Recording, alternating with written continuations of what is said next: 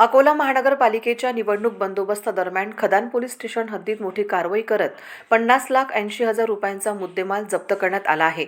या कारवाईमुळे निवडणूक काळात अवैध रोकड व्यवहारात पोलिसांचा वचक अधोरेखित झाला आहे.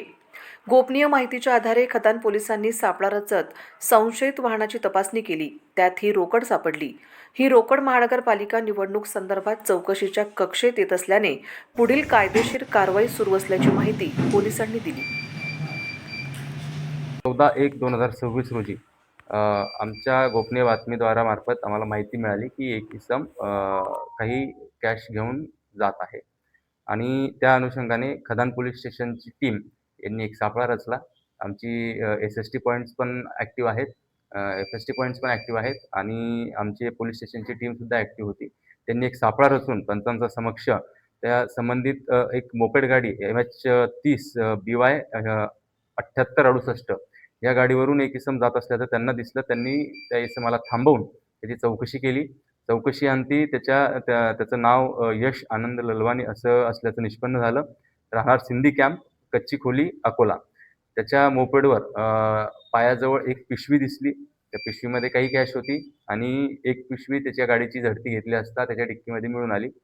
त्या दोघी पिशवींमधून जो मुद्देमाल प्राप्त झाला तो एकूण 50 लाख रुपये कॅश त्या ठिकाणी प्राप्त झाली.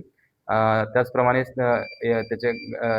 या सदर याच्या कारवाईमध्ये त्याची मोटर व्हेकल जी MH30 BY 7868 ही जप्त केली. तिची किंमत 70,000 आणि त्याचा मोबाईल 10,000 असा एकूण 50,80,000चा मुद्देमाल खदान पोलीस स्टेशनच्या टीमने या ठिकाणी जप्त केला आहे.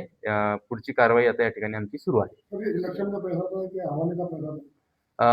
अभी इसका याचा अजून निष्कर्ष काढतोय आम्ही. तपास आता सुरू आहे याचा आणि लवकरच आपल्या समोर याची सत्यता येईल.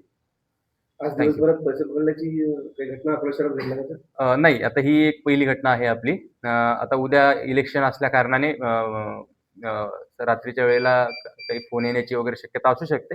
आमच्या सर्व टीम अलर्ट आहे अकोला शहरामध्ये आणि प्रत्येक ठिकाणी आमचा रिस्पॉन्स चांगला असणार आहे. थँक्यू.